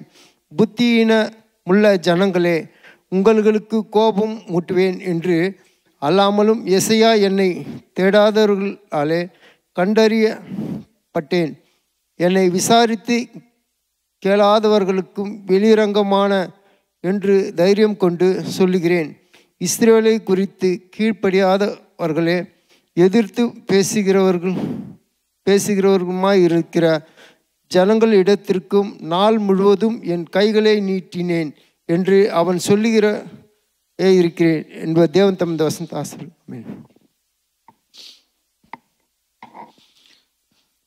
ரோமர் 11ஆம் அதிகாரம். இப்படி இருக்க தேவன் தம்முடைய ஜனங்களை தள்ளிவிட்டாரோ என்று கேட்கிறேன். தள்ளிவிடவில்லையே. நானும் ஆபிரகாமின் சந்ததியிலும் பென்யமின் கோத்திரத்திலும் பிறந்த இஸ்ரவேலன். தேவன் தாம் முன்னறிந்து கொண்ட தம்முடைய ஜனங்களை தள்ளிவிடவில்லை. எலியாவை குறித்து சொல்லிய இடத்தில் வேதம் சொல்லுகிறதை அறியீர்களா? அவன் தேவனை நோக்கி, கர்த்தாவே, உம்முடைய தீர்க்கதரிசிகளை அவர்கள் கொலை செய்து உம்முடைய பலிபீடங்களை இடித்து போட்டார்கள். நான் ஒருவன் மாத்திரம் மீதியாயிருக்கிறேன். என் பிராணனையும் வாங்க தேடுகிறீர்களே என்று இஸ்ரவேலருக்கு விரோதமாய் விண்ணப்பம் பண்ணின போது அவனுக்கு உண்டான தேவ உத்தரவு என்ன? பாகாலுக்கு முன்பாக உலங்கார்படியதாய் 7000 பேரை எனக்காக மீதியாக வைத்தேன் என்பதே. அப்படி போல் இக்காலத்திலேயும் கிருபையினாலே உண்டாகும் தெரிந்து கொள்ளுதலின்படி ஒரு பங்கு மீதியாக இருக்கிறது. அது கிருபையினாலே உண்டாயிருந்ததால் கிரியையினாலே உண்டாகிறது. அப்படி அல்லாவென்றால் கிருபையானது கிருபை அல்லவே. அன்றியும் அது கிரியையினாலே உண்டாயிருந்ததால் அது கிருபையாய் இராது. அப்படி அல்லவென்றால் கிருபையானது கிரியை அல்லவே. அப்படியானால் என்ன? இஸ்ரவேலர் தேடுகிறதை அடையாமல் இருக்கிறார்கள், தெரிந்து கொள்ளப்பட்டவர்களோ அதை அடைந்திருக்கிறார்கள். மற்றவர்கள் இன்றைய தினம் வரைக்கும் கடினப்பட்டிருக்கிறார்கள். கனநித்திரையின் ஆவியையும் காணாதிருக்கிற கண்களையும் கேளாதிருக்கிற காதுகளையும் தேவன் அவர்களுக்கு கொடுத்தார் என்று எழுதியிருக்கிறபடி ஆயிற்று. அன்றியும் அவருடைய பந்தி அவர்களுக்கு சுருக்கம் கண்ணியையும் இழதற்கான கல்லும் பதிலுக்கு பதிலளித்தும் ஆக கடவது. காணாதபடிக்கு அவருடைய கண்கள் அந்தகாரப்பட கடவது. அவருடைய முதுகை எப்போதும் குனிய பண்ணும் என்று தாவீதும் சொல்லி இருக்கிறான். இப்படி இருக்க விழுந்து போகும் பணிக்கா இடறினார்கள் என்று கேட்கிறேன். அப்படியல்லவே அவர்களுக்குள்ளே வைராகியத்தை எழுப்பத்தக்கதாக அவர்களுடைய தவறுதலினாலே புறஜாதிகளுக்கு ரட்சிப்பு கிடைத்தது. அவருடைய தவறு உலகத்திற்கு ஐஸ்வர்யமும் அவருடைய குறைவு புறஜாதிகளுக்கு ஐஸ்வர்யமாய் இருக்க அவர்களுடைய நிறைவு எவ்வளவு அதிகமாய் அப்படி இருக்கும். புறஜாதியராகிய உங்களுடனே பேசுகிறேன். புறஜாதிகளுக்கு நான் அப்போஸ்தலனாய் இருக்கிறதுனாலே என் இனத்தாருக்குள்ளே நான் வைராகியத்தை எழுப்பி அவர்களில் சிலரை ரட்சிக்க வேண்டும் என்று என் ஊழியத்தை மேன்மைப்படுத்துகிறேன். அவர்களை தள்ளிவிடுதல் உலகத்துக்கு ஒப்பாய் இருக்கத்தக்க அவர்களை அங்கீகரித்துக் கொள்ளுதல் எண்ணமாயிராது. மரித்தொழுந்து ஜீவன் உண்டானது போல் இருக்கும் அல்லவோ. மேலும் முதற் பலனாகிய மாவானது பரிசுத்தமாயிருந்தால் பிசைந்த மா முழுவதும் பரிசுத்தமாயிருக்கும். வேறானது பரிசுத்தமாயிருந்தால் கிளைகளும் பரிசுத்தமாயிருக்கும். ஒரு சில கிளைகள் முறித்து போடப்பட்டிருக்க காட்டொலி மரமாகிய நீ அவைகள் இருந்த இடத்தில் ஒட்ட வைக்கப்பட்டு ஒலிவு மரத்தின் வேருக்கும் சாரத்துக்கும் உடன் பங்காளியாய் இருக்கிறதாயானால் நீ அந்த கிளைகளுக்கு விரோதமாய் பெருமை பாராட்டாதே. பெருமை பாராட்டவையானால் நீ வேரை சுமக்காமல் வேறு உன்னை சுமக்கிறது என்று நினைத்துக்கொள். நான் ஒட்ட வைக்கப்படுவதற்கு அந்த கிளைகள் முறித்து போடப்பட்டதென்று சொல்லுகிறாயே. நல்லது, அவ்விசுவாசத்தினாலே அவைகள் முறித்து போடப்பட்டன. நீ விசுவாசனாலே நிற்கிறாய். மேட்டிமை சிந்தனையாயிராமல் பயந்திரு. சுபாவாக்கினிகளை தேவன் தப்பிவிடாதிருக்க உன்னையும் தப்பவிட மாட்டார் என்று எச்சரிக்கையாயிரு. ஆகையால் தேவனுடைய தயவையும் கண்டிப்பையும் பார். விழுந்தவர்களிடத்திலே கண்டிப்பையும் உன்னிடத்திலே தயவும் காண்பித்தார். அந்த தயவிலே நிலை நிற்பாயானால் உனக்கு தயவு கிடைக்கும். நிலைத்திராவிட்டால் நீயும் விட்டுண்டு போவாய். அஞ்சியும் அவர்கள் அவ்விசுவாசத்தினாலே நிலைத்திராதிருந்தால் அவர்களும் ஒட்ட வைக்கப்படுவார்கள். அவர்களை மறுபடியும் ஒட்ட வைக்கிறதற்கு தேவனை வல்லவராய் இருக்கிறாரே. சுபாவத்தின்படி காட்டொலி வரும் மரத்திலிருந்து நீ வெட்டப்பட்டு சுபாவத்திற்கு விரோதமாய் நல்ல ஒலிவு மரத்திலே ஒட்ட வைக்கப்பட்டிருந்தால் சுபாவ கிளையாகிய அவர்கள் தங்கள் சுய ஒலிவு மரத்திலே ஒட்ட வைக்கப்படுவது அதிக நிச்சயம் அல்லவா? மேலும் சகோதரரே, நீங்கள் உங்களை புத்திமானுக்கென்று எண்ணாதபடிக்கு ஒரு ரகசியத்தை நீங்கள் அறிய வேண்டும் என்று இருக்கிறேன். அது என்னவெனில், புறஜாதியுடைய நிறைவு உண்டாகும் வரைக்கும் இஸ்ரவேலரில் ஒரு பங்கான கடினமான மனதுண்டாயிருக்கும். இந்த பிரகாரம் இஸ்ரவேலர் எல்லாரும் ரட்சிக்கப்படுவார்கள். மீட்கிறவர்கள் சீயோனிலிருந்து வந்து அவபக்தியை யாக்கோபை விட்டு விலக்குவார் என்றும், நான் அவருடைய பாவங்களை நீக்கும் போது இதுவே நான் அவருடனே செய்யும் உடன்படிக்கை என்றும் எழுதியிருக்கிறது. சுவிசேஷத்தை குறித்து அவர்கள் உங்கள் நிமித்தம் பகையினராய் இருக்கிறார்கள். தெரிந்து கொள்ளுதலை குறித்து அவர்கள் பிதாக்கள் நிமித்தம் அன்பு கூறப்பட்டவர்களாய் இருக்கிறார்கள். தேவனுடைய கிருபை வரங்களும் அவர்கள் அழைத்த அழைப்பும் மாறாதவைகளே. ஆதலால் நீங்கள் முற்காலத்திலே தேவனுக்கு கீழ்ப்படியாதிருந்து இப்பொழுது அவருடைய கீழ்ப்படியாமையினாலே இரக்கம் பெற்றுகிறது போல அவர்களும் இப்பொழுது கீழ்ப்படியாமல் இருந்தும் பின்பு உங்களுக்கு கிடைத்த இரக்கத்தினாலே இரக்கம் பெறுவார்கள். எல்லோர் மேலும் இரக்கமாய் இருக்கத்தக்கதாக தேவன் எல்லோரையும் கீழ்ப்படியாமைக்குள்ளே அடைத்து போட்டார்.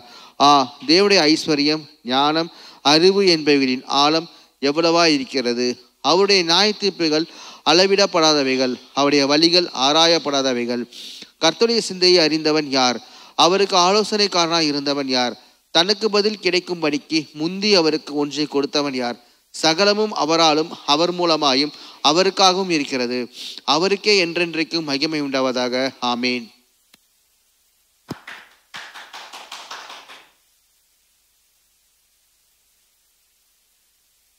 Praise the Lord. Romans 12 chapter. And so, dear brothers and sisters, I plead with you to give your bodies to God because of all He has done for you. Let them be a living and holy sacrifice, the kind He will find acceptable. This is truly the way to worship Him.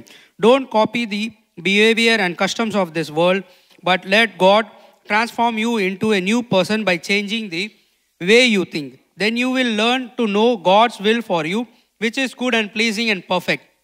Because of the privilege and authority God has given me, I give each of you this warning. Don't think you are better than you really are. Be honest in your evaluation of yourselves, measuring yourselves by the faith God has given us. Just as our bodies have many parts and each part has a special function, so it is with Christ's body. We are many parts of one body and we all belong to each other. In His grace, God has given us different gifts for doing certain things well. So if God has given us the ability to prophesy, speak out with as much faith as God has given you. If your gift is serving others, serve them well. If you are a teacher, teach well. If your gift is encourage others, be encouraging. If it is giving, give generously. If God has given you leadership ability, take the responsibility seriously. And if you have a gift for showing kindness to others, do it gladly. Don't just pretend to love others, really love them. Hate what is wrong, hold tightly to what is good. Love each other with genuine affection and take delight in honoring each other. Never be lazy, but work hard and serve the Lord enthusiastically. Rejoice in our confident hope. Be patient in trouble and keep on praying. When God's people are in need, be ready to help them. Always be eager to practice hospitality. Bless those who persecute you. Don't curse them.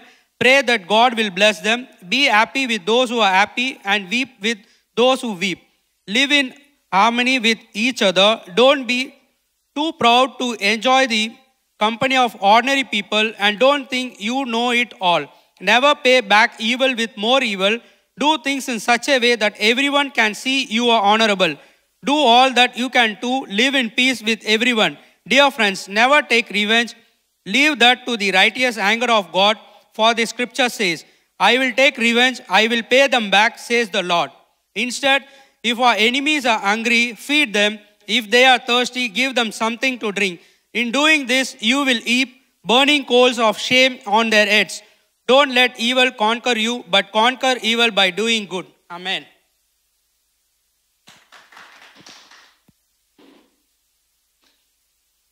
Price the Lord.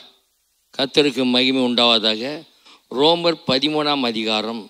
எந்த மனுஷனும் மேலான அதிகாரம் உள்ளவருக்கு கீழ்ப்படிய கடவன் ஏனென்றால் தேவனின்றி ஒரு அதிகாரம் இல்லை. உண்டாயிருக்கிற அதிகாரங்கள் தேவனாலே நியமிக்கப்பட்டிருக்கிறது.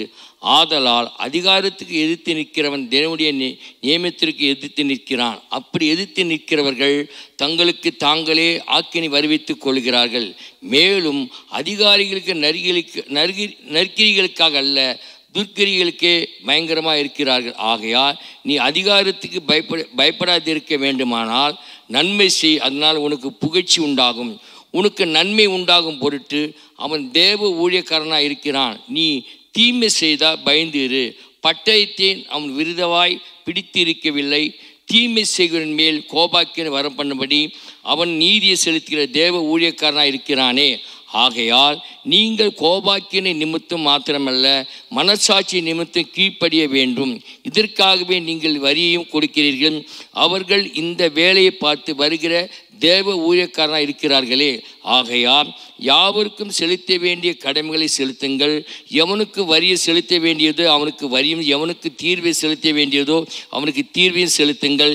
எவனுக்கு பயப்பட வேண்டியதோ அவனுக்கு பயப்படுங்கள். எவனை கனம் பண்ண வேண்டியதோ அவனை கனம் பண்ணுங்கள். ஒருவரிடத்தில் ஒருவர் அன்பு கூற கடனே அல்லாமல் மற்றொன்றிலும் ஒருவனுக்கு கடன் படாதிருங்கள். பிறரிடத்தில் அன்பு கூறவன் நியாயப்பிரமாணத்தை நிறைவேற்றுகிறான். எப்படி என்றால், விபச்சாரம் செய்யாதிருப்பாயாக, கொலை செய்யாதிருப்பாயாக, களவு செய்யாதிருப்பாயாக, பொய் சாட்சி சொல்லாதிருப்பாயாக, இச்சையாதிருப்பாயாக என்கிற இந்த கற்பனைக்கு வேறு எந்த கற்பனையும் உன்னிடத்தில் நீ அன்பு கூறுவது போல பிறனிடத்தில் அன்பு கூறுவாயாக என்கிற ஒரே வார்த்தையினாலே தொகை அடங்கியிருக்கிறது. அன்பானது பிறனுக்கு பொல்லாங்கு செய்யாது. ஆதலால் அன்பு நியாயப்பிரமாணத்தில் நிறைவேறுதலாய் இருக்கிறது. நித்திரை விட்டு எழுந்திருக்கத்தக்க வேலையாயிற்று. நாம் காலத்தை அறிந்தவர்களாய் இப்படி நடக்க வேண்டும். நாம் விசுவாசிகளான போது ரட்சிப்பு சமீபமாக இருந்ததை பார்க்கிறோம். இப்போது அது நமக்கு அதிக சமீபமாக இருக்கிறது. இரவு சென்று போயிட்டு பகல் சமீபமாயிற்று. ஆகையால் அந்தகாரத்தின் கிரிகளை நாம் தள்ளிவிட்டு ஒளியின் ஆயுதங்களை தரித்து கொள்ள கடவும். களியாட்டு வெறியும் வேசித்தனமும் காம விவகாரம் வாக்குவாதமும் பொறாமை உள்ளவர்களாய் நடவாமல் பகலிலே நடக்கிற போல சீராய் நடக்க கடவும். துர் இச்சைகளுக்கு இடமாக உடலை பேணாமல் இருந்து கர்த்தராகிய இயேசு கிறிஸ்துவை தரித்து கொள்ளுங்கள். ஆமென். Praise the Lord. Praise the Lord. ரோமர் 14ஆம் அதிகாரம். விசுவாசத்திலே பலவீனம் உள்ளவனை சேர்த்து கொள்ளுங்கள், ஆனாலும் அவனுடைய மன ஐயங்களை குற்றமாய் நிர்ணயிக்காமல் இருங்கள். ஒருவன் எந்த பதார்த்தத்தையும் புசிக்கலாம் என்று நம்புகிறான், பலவீனனோ மரக்கறிகளை மாத்திரம் புசிக்கிறான். புசிக்கிறவன் புசியாதிருக்கிறவனை அற்பமாய் எண்ணாதிருப்பானாக. புசியாதிருக்கிறவனும் புசிக்கிறவனை குற்றவாளியாக தீர்க்காதிருப்பானாக. தேவன் அவனை ஏற்றுக்கொண்டாரே. மற்றொருவனுடைய வேலைக்காரனை குற்றவாளியாக தீர்க்கதற்கு நீ யார்? அவன் நின்றாலும் விழுந்தாலும் அவனுடைய எஜமானனுக்கே அவன் உத்தரவாதி. அவன் நிலைநிறுத்தப்படுவான். தேவன் அவனை நிலைநிறுத்த வல்லவராய் இருக்கிறாரே. அன்றியும் ஒருவன் ஒரு நாளை மற்றொரு நாளிலும் விசேஷமாய் எண்ணுகிறான், வேறொருவன் எல்லா நாட்களையும் சரியாக எண்ணுகிறான். அவன் தன் தன் மனதிலே முழு நிச்சயத்தை உடையவனாய் இருக்க கடவன். நாட்களை விசேஷித்துக் கொள்கிறவன் கர்த்தருக்கென்று விசேஷித்துக் கொள்கிறான். நாட்களை விசேஷித்துக் கொள்ளாதவனும் கர்த்தருக்கென்று விசேஷித்துக் கொள்ளாதிருக்கிறான். புசிக்கிறவன் தேவனுக்கு ஸ்தோத்திரம் செலுத்துகிறபடியால் கர்த்தருக்கென்று புசிக்கிறான். புசியாது இருக்கிறவனும் கர்த்தருக்கென்று புசியாது இருந்து தேவனுக்கு ஸ்தோத்திரம் செலுத்துகிறான். நம்மில் ஒருவனும் தனக்கென்று பிழைக்கிறதும் இல்லை, ஒருவனும் தனக்கென்று மரிக்கிறதும் இல்லை. நாம் பிழைத்தாலும் கர்த்தருக்கென்று பிழைக்கிறோம், நாம் மரித்தாலும் கர்த்தருக்கென்று மரிக்கிறோம். ஆகையால் பிழைத்தாலும் மரித்தாலும் நாம் கர்த்தருடையவர்களாய் இருக்கிறோம். கிறிஸ்துவும் மரித்தோர் மேலும் ஜீவனுள்ளோர் மேலும் ஆண்டவராய் இருக்கும் பொருட்டு மரித்தும் எழுந்தும் பிழைத்தும் இருக்கிறார். இப்படி இருக்க நீ உன் சகோதரனை குற்றவாளி என்று தீர்க்கிறதென்ன? நீ உன் சகோதரனை அற்பமாய் எண்ணுகிறது என்ன? நாம் எல்லோரும் கிறிஸ்துவினுடைய நியாயாசனத்திற்கு முன்பாக நிற்போமே.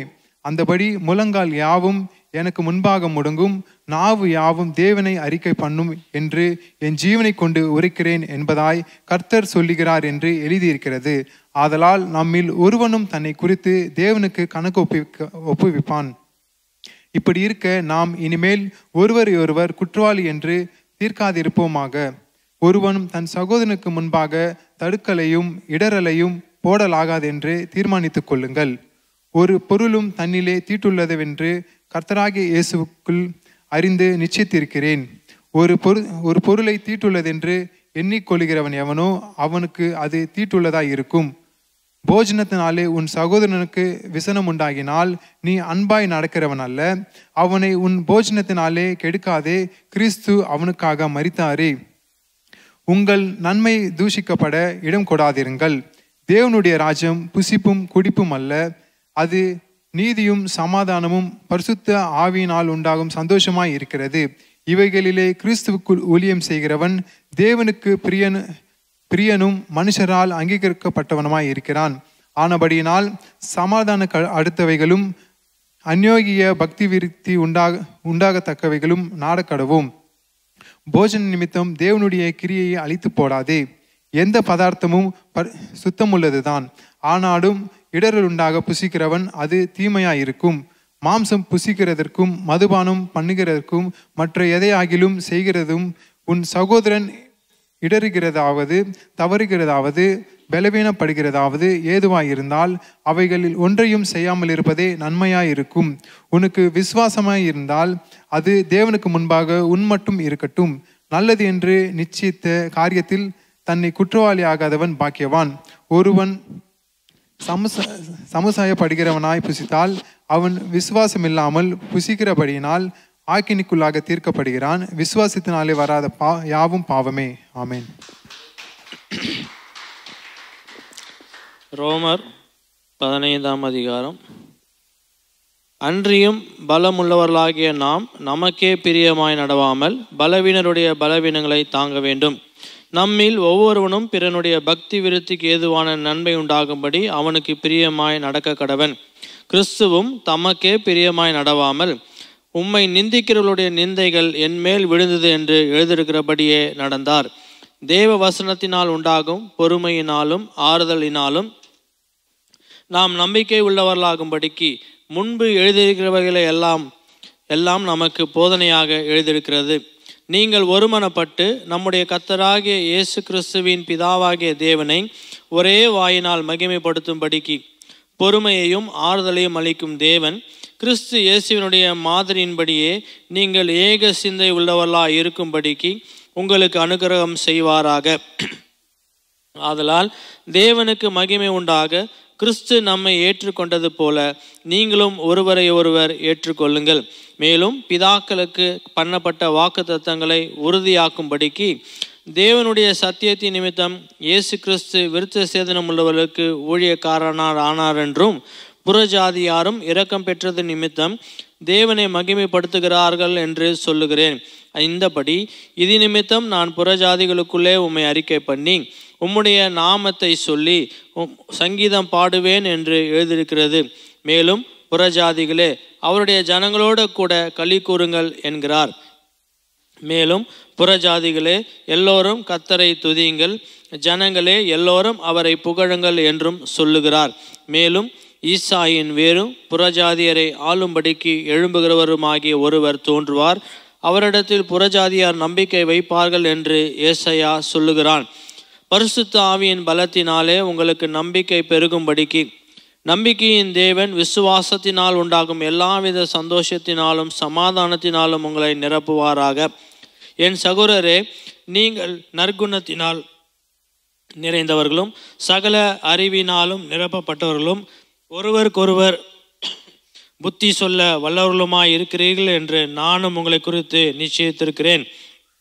அப்படி இருந்தும் சகோதரரே, புறஜாதியாராகிய பலி பரிசுத்த ஆவியினாலே பரிசுத்தமாக்கப்பட்டு தேவனுக்கு பிரியமான பலியாகும்படிக்கு நான் தேவனுடைய சுவிசேஷ ஊழியத்தை நடத்தும் ஆசாரியனாய் இருந்து புறஜாதிகளுக்கு இயேசு கிறிஸ்துவினுடைய ஊழியக்காரன் ஆகும் பொருட்டு தேவன் எனக்கு அளித்த கிருபையினாலே உங்களுக்கு ஞாபகப்படுத்தும்படிக்கு இவைகளை நான் அதிக தைரியமாக எழுதினேன். ஆதலால் நான் தேவனுக்குரியவைகளை குறித்து இயேசு கிறிஸ்துவை கொண்டு மேன்மை பாராட்ட எனக்கு இடம் உண்டு. புறஜாதியரை வார்த்தையினாலும் செய்கையினாலும் கீழ்ப்படிய பண்ணும்படிக்கு அற்புத அடையாளங்களின் பலத்தினாலும் தேவ ஆவியின் பலத்தினாலும் கிறிஸ்துவானவர் என்னை கொண்டு நடப்பித்தவைகளை சொல்வதே அல்லாமல் வேறு ஒன்றையும் சொல்ல நான் துணிவதில்லை. இப்படி எருசலேம் துவக்கி சுற்றிலும் இல்லிரிக்கம் தேசம் வரைக்கும் கிறிஸ்துவின் சுவிசேஷத்தை பூர்ணமாய் பிரசங்கித்திருக்கிறேன். மேலும் அவருடைய செய்தியை அறியாதிருந்தவர்கள் காண்பார்கள் என்றும் கேள்விப்படாதிருந்தவர்கள் உணர்ந்து கொள்வார்கள் என்றும் எழுதியிருக்கிறபடியே நான் மற்றவனுடைய அஸ்திபாரத்தின் மேல் கட்டப்படாதபடிக்கு கிறிஸ்துவனுடைய நாமம் சொல்லப்பட்டிராத இடங்களில் சுவிசேஷத்தை அறிவிக்கும்படி நாடுகிறேன். உங்களிடத்தில் வருகிறதுக்கு இதனாலே அநேக தரம் தடைப்பட்டேன்.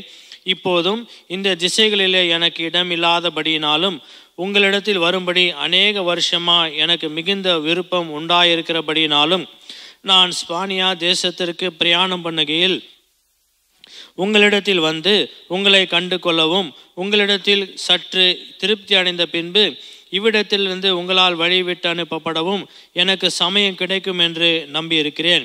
இப்பொழுதோ பரிசுத்தவான்களுக்கு உதவி செய்யும் காரியமாக நான் எருசலேமுக்கு பிரயாணம் பண்ண எத்தனமாயிருக்கிறேன். மக்கதோனியாவிலும் ஆகாய்விலும் உள்ளவர்கள் எருசலேமில் உள்ள பரிசுத்தவான்களுக்குள்ளே இருக்கிற தரித்திரருக்காக சில பொருள் சகாயம் பண்ண விருப்பம் கொண்டிருக்கிறார்கள். இப்படி செய்வது நல்லதென்று எண்ணினார்கள். இப்படி செய்கிறதற்கு அவர்கள் கடனாளியும் இருக்கிறார்கள்.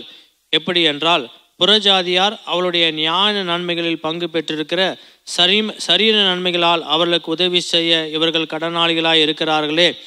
இந்த காரியத்தை நான் நிறைவேற்றி இந்த பலனை அவர்கள் கையிலே பத்திரமாய் ஒப்புவித்த பின்பு உங்கள் ஊர் வழியாய் ஸ்பானியாவுக்கு போவேன். நான் உங்களிடத்தில் வரும்போது கிறிஸ்துவனுடைய சுவிசேஷத்தின் சம்பூர்ணமான ஆசீர்வாதத்தோடு வருவேன் என்று அறிந்திருக்கிறேன். மேலும் சகோதரரே, தேவ சித்தத்தினாலே நான் சந்தோஷத்துடனே உங்களிடத்தில் வந்து உங்களோடு இளைப்பாறும்படியாக யூதேயாவில் இருக்கிற அவிசுவாசிகளுக்கு நான் தப்புவிக்கப்படும்படிக்கு நான் எருசலேமில் உள்ள பரிசுத்தவான்களுக்கு செய்ய போகிற தர்ம சகாயம் அவர்களால் அங்கீகரிக்கப்படும்படிக்கும் நீங்கள் தேவனை நோக்கி செய்யும் ஜெபங்களிலும் நான் போராடுவது போல நீங்களும் என்னோடு கூட போராட வேண்டும் என்று நம்முடைய கர்த்தராகிய இயேசு கிறிஸ்துவின் நிமித்தம் ஆவியானுடைய அன்பின் நிமித்தம் உங்களை வேண்டிக் கொள்கிறேன். சமாதானத்தின் தேவன் உங்கள் அனைவரோடு கூட இருப்பாராக. ஆமென்.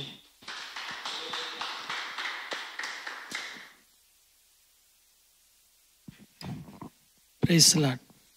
ரோமர் 16ஆம் அதிகாரம். கெங்கிரேயா ஊர் சபைக்கு ஊழியக்காரியாகிய நம்முடைய சகோதரி பேபையாலை நீங்கள் கர்த்தருக்குள் பரிசுத்தவான்களுக்கு ஏற்றபடி ஏற்றுக்கொண்டு எந்த காரியத்தில் உங்கள் உதவி அவளுக்கு தேவையாக இருக்கிறதோ அதிலே நீங்கள் அவளுக்கு உதவி செய்ய வேண்டுமென்று அவளை உங்களிடத்தில் ஒப்புவிக்கிறேன். அவள் அநேகருக்கும் எனக்கும் கூட ஆதரவாய் இருந்தவள். கிறிஸ்து இயேசுவுக்குள் என் உடன் வேலையாட்களாகிய பிரிஸ்கில்லாவையும் ஆக்கில்லாவையும் வாழ்த்துங்கள். அவர்கள் என் பிராணனுக்காக தங்கள் கழுத்தை கொடுத்தவர்கள். அவர்களை பற்றி நான் மாத்திரமல்ல, புறஜாதியாரில் உண்டான சபையார் எல்லாரும் நன்றி அறிதல் உள்ளவராயிருக்கிறார்கள். அவர்களுடைய வீட்டிலே கூடி வருகிற சபையை வாழ்த்துங்கள். அகையாவிலே கிறிஸ்துவுக்குள் முதற் பலனாலேயே என் பிரியமான எப்பெண்ணத்தை வாழ்த்துங்கள். எங்களுக்காக மிகவும் பிரயாசப்பட்ட மரியாளை வாழ்த்துங்கள். அப்போஸ்தலருக்குள் பெயர் பெற்றவர்களும் எனக்கு முந்தி கிறிஸ்துவுக்குள்ளானவர்களும் என் இனத்தாரும் என்னுடனே கூட காவலில் கட்டுண்டவர்களாயிருக்கிற அன்ட்ரோனிக்கையும் யூனியாவையும் வாழ்த்துங்கள். கர்த்தருக்குள் எனக்கு பிரியமான அம்பிலியாவை வாழ்த்துங்கள். கிறிஸ்துவுக்குள் நம்மோட உடன் வேலையாளாகிய உர்பானையும் என் பிரியமான ஸ்தாகிக்கையும் வாழ்த்துங்கள். கிறிஸ்துவுக்குள் உத்தமனாகிய அப்பல்லையை வாழ்த்துங்கள். அரிஸ்துக்கு பூவிலுவின் வீட்டாரை வாழ்த்துங்கள். என் இனத்தானாகிய ஏரோதியோனை வாழ்த்துங்கள். நர்கீசுவின் வீட்டாரில் கர்த்தருக்கு உட்பட்டவர்களை வாழ்த்துங்கள். கர்த்தருக்குள் பிரயாசப்படுகிற திரிபேனாலையும் திரிபோசாலையும் வாழ்த்துங்கள். கர்த்தருக்குள் மிகவும் பிரயாசப்பட்ட பிரியமான பெர்சியாலை வாழ்த்துங்கள். கர்த்தருக்குள் தெரிந்து கொள்ளப்பட்ட ரூபையும் எனக்கு தாயாகிய அவனுடைய தாயையும் வாழ்த்துங்கள். அசிங்கிருத்துவையும் பிலோகோனையும் எர்மாவையும் பத்திரோபாவையும் எர்மேயையும் அவர்களோடு இருக்கிற சகோதரரையும் வாழ்த்துங்கள். பிலோலோகையும் யூலியாலையும் நேரையையும் அவனுடைய சகோதரியும் ஒலிம்பாவையும் அவர்களோடு இருக்கிற பரிசுத்தவான்கள் எல்லாரையும் வாழ்த்துங்கள். ஒருவர் பரிசுத்த முத்தத்தோடு வாழ்த்துங்கள். கிறிஸ்துவின் சபையார் உங்களை வாழ்த்துகிறார்கள். அன்றியும் சகோதரரே, நீங்கள் கற்றுக்கொண்ட உபதேசத்திற்கு விரோதமாய் பிரிவினைகளையும் இடர்களையும் உண்டாக்குகிறவர்களை குறித்து எச்சரிக்கையாயிருந்து அவர்களை விட்டு விலக வேண்டுமென்று உங்களுக்கு புத்தி சொல்லுகிறேன். அப்படிப்பட்டவர்கள் நம்முடைய கர்த்தராகிய இயேசு கிறிஸ்துவுக்கு ஊழியம் செய்யாமல் தங்கள் வயிற்றுக்கே ஊழியம் செய்து நய வசனிப்பினாலும் இச்சக பேச்சினாலும் கபடில்லாதவருடைய இருதயங்களை வஞ்சிக்கிறவர்களாய் இருக்கிறார்கள். உங்கள் கீழ்ப்படிதல் யாவருக்கும் தெரிய வந்திருக்கிறது. ஆகையால் உங்களை குறித்து சந்தோஷப்படுகிறேன். ஆனாலும் நீங்கள் நன்மைக்கு ஞானிகளும் தீமைக்கு பேதைகளுமாய் இருக்க வேண்டும் என்று விரும்புகிறேன். சமாதானத்தின் தேவன் சீக்கிரமாய் சாத்தானை உங்கள் கால்களின் கீழே நசுக்கி போடுவார். நம்முடைய கர்த்தராகிய இயேசு கிறிஸ்துவினுடைய கிருபை உங்களுடனே கூட இருப்பதாக. ஆமேன். என் உடன் வேலையாளாகிய தீமோத்தேயும் என் இனத்தாராகிய லூகியும் யாசோனும் சொசிபத்தரும் உங்களை வாழ்த்துகிறார்கள். இந்த நிருபத்தை எழுதின தெர்தியுவாகிய நான் கர்த்தருக்குள் உங்களை வாழ்த்துகிறேன். என்னையும் சபை அனைத்தையும் உபசரித்து வருகிற காயு உங்களை வாழ்த்துகிறான். பட்டணத்து உக்கரானக்காரனாகிய ஏரிஸ்தும் சகோதரனாகிய கூவர்த்தும் உங்களை வாழ்த்துகிறார்கள். நம்முடைய கர்த்தராகிய இயேசு கிறிஸ்துவினுடைய கிருபை உங்கள் அனைவரோடும் கூட இருப்பதாக. ஆமேன். ஆதி காலம் முதல் அடக்கமாயிருந்து இப்பொழுது தீர்க்க தரிசன ஆகமங்களினாலே அனாதி தேவனுடைய கட்டளின்படியே வெளியரங்கமாக்கப்பட்டதும் சகல ஜாதிகளும் விசுவாசத்திற்கு கீழ்ப்படியும்படிக்கு அவர்களுக்கு அறிவிக்கப்பட்டதுமாயிருக்கிற இரகசியத்தை வெளிப்படுத்துகிறதற்கான இயேசு கிறிஸ்துவை பற்றிய பிரசங்கமாகிய என் சுவிசேஷத்தின்படியே உங்களை சிறப்படுத்த வல்லவரும் தாம் ஒருவரே ஞானம் உள்ளவருமாகிய தேவனுக்கு இயேசு கிறிஸ்துவின் மூலமாய் என்றென்றைக்கும் மகிமை உண்டாவதாக. ஆமேன்.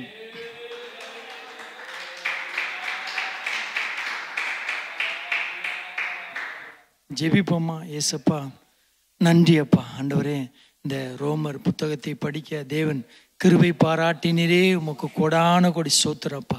ஆண்டவரே, இந்த வசனத்தை கேட்கிறவர்கள், இதை பார்க்கிறவர்கள் எல்லோரையும் கர்த்தர் ஆசீர்வதியும். ஆண்டவரே அப்பா, இந்த வசனம் அவர்கள் இருதயத்தில் கிரியை செய்ய வேண்டுமாய் ஜெபிக்கிறப்பா. அவர்கள் இருதயத்தை மாற்ற வேண்டுமாய், உன் பக்கமாய் திருப்ப வேண்டுமாய் ஜெபிக்கிறோம்.